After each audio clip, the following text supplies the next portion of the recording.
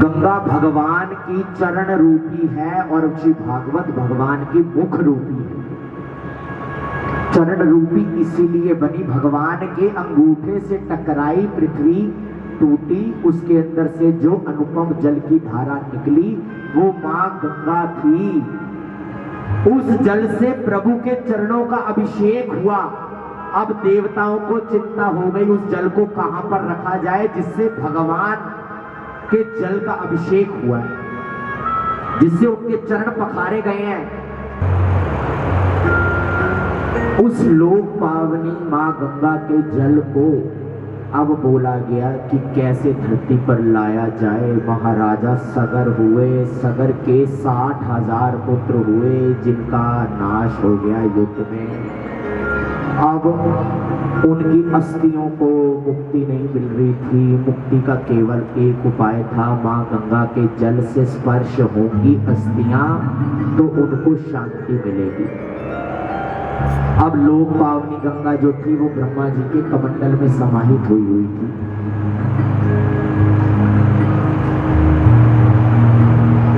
गंगा जी की आरती में आता है, पुत्र सगर के तारे सब जग को ज्ञाता,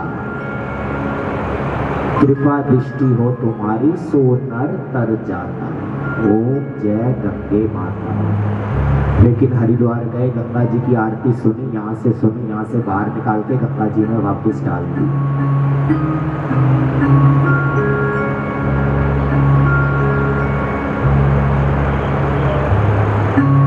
उस लोक पावनी गंगा को,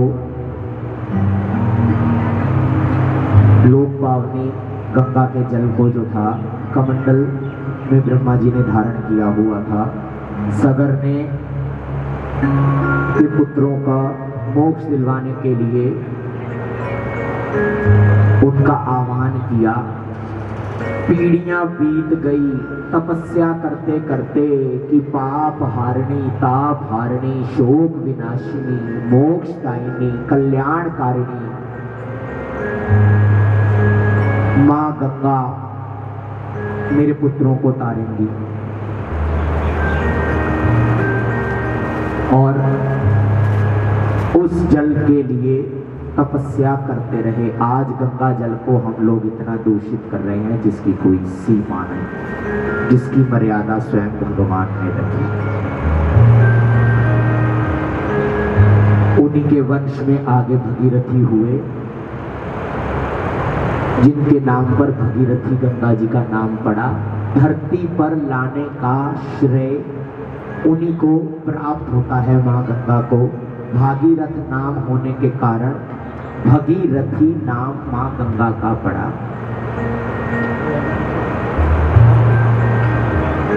हमारे बीच में हमारे पूर्व विधायक डॉक्टर महेंद्र नागपाल जी आए हैं।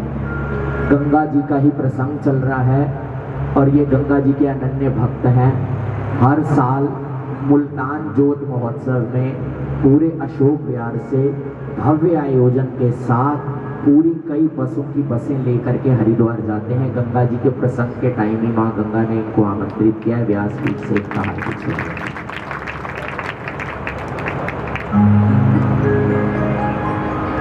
अब भागीरथ ने बोला, प्रभु से विनती करी, प्रभु मेरे पूर्वज आज मोक्ष के लिए तरस रहे हैं, उनको मोक्ष प्रदान कीजिए।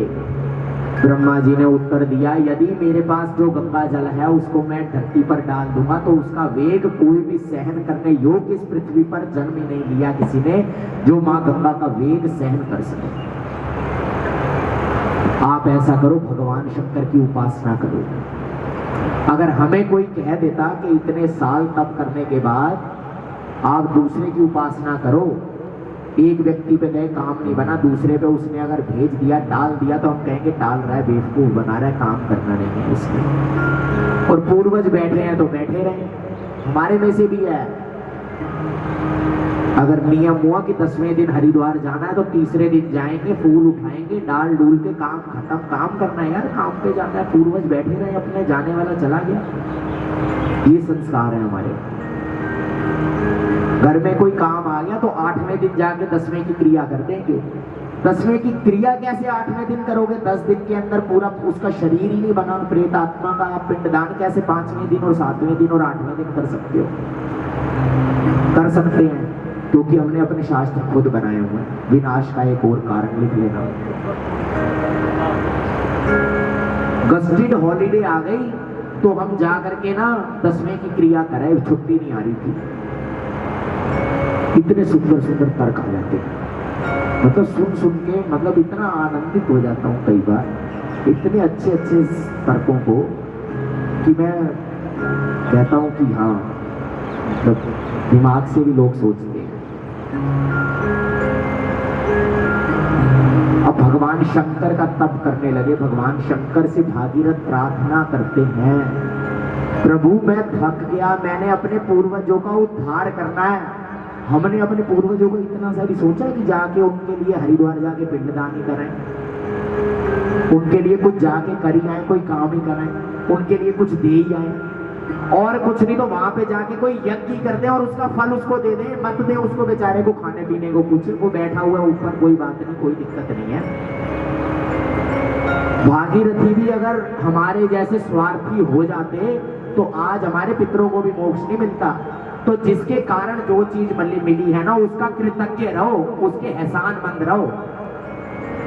जाओ तो गंगा के तट पर भागीरथ को भी प्रणाम करो, उनको भी याद करो, सगर को भी याद करो। भगवान राम उन्हीं के वंशज हैं, लेकिन काम करके चले गए वो। उनको क्या जरूरत थी? अगर वो स्वार्थी होते, हमारे जैसे सोचते, तो कहते थे मुझे क्या जरूरत है लोगों का कल्याण करने की। वो भी अपना राज्य कर रहे थे बेचारे, कोई खाली थोड़ी बैठे हुए थे। इतना बड़ा साम्राज्य था, सूर्यवंशी थे, वो भी तो अपना राज्य कर रहे थे। लेकिन परोपकार की भावना से ही तो ये कार्य उन्होंने किया। हमारे भीतर का परोपकार कहां चला गया? सूर्यवंशी हैं सारे क्षत्रिय, ये क्षत्रिय बैठे हुए हैं, क्षत्रिय सूर्यवंशी होते हैं, उन्हीं की संतानें हैं हम। परोपकार का प भी नहीं आया अंदर, वो बेचारे ऐसी मेहनत कर करके चले गए।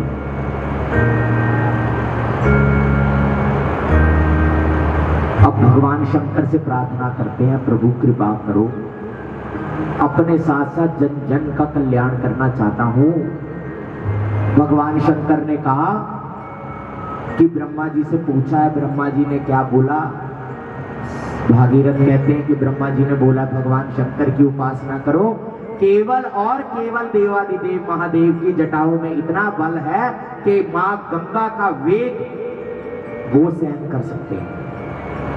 भगवान शंकर उनकी विनय सुनते हैं, अपनी जटा खोलते हैं और मां गंगा की पावन धारा उनके शीश में विराजमान हो जाती है। बोले शंकर भगवान की, बोले गंगा मैया की, बोले भागीरथ भगवान की। अब मां गंगा भगवान शंकर के जटाओं में समाहित हो गई। अब शंकर जी के लिए विडंबना कि यदि ये समस्त गंगा को मैंने धरती पर डाल दिया तो धरती विध्वंस हो जाएगी। इतना वेग मां गंगा का सहन करने की क्षमता इस धरती में नहीं है। तो भगवान शंकर ने एक रास्ता निकाला, उस पावन गंगा की केवल एक धारा धरती पर प्रवाहित करी, जो आज जिनका हम पावन स्नान और दर्शन करते हैं आज। अब वो गंगा जी को निकलने के लिए रास्ता चाहिए था।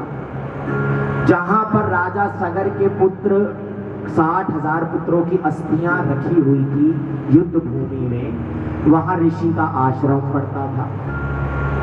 अब फिर विडंबना, ऋषि के आश्रम से गंगा जी होके जाएंगी तो ऋषि का आश्रम डूब जाएगा, वो भी भगवान का भक्त। अब क्या किया जाए?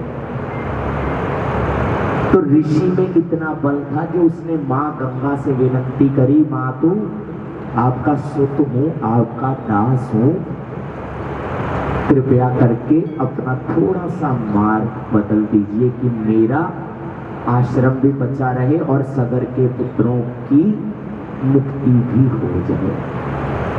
बीच का रास्ता निकाला, पावन गंगा जल बहता हुआ सगर के पुत्र की अस्थियों पर गया, जो अंगारों जैसी दहक रही थी। पावन शीतल गंगा जल पड़ते ही उनकी मुक्ति हो गई। इसी कारण हम अपने पितरों के अस्थि विशेष मां गंगा के चरणों में समर्पित करते हैं।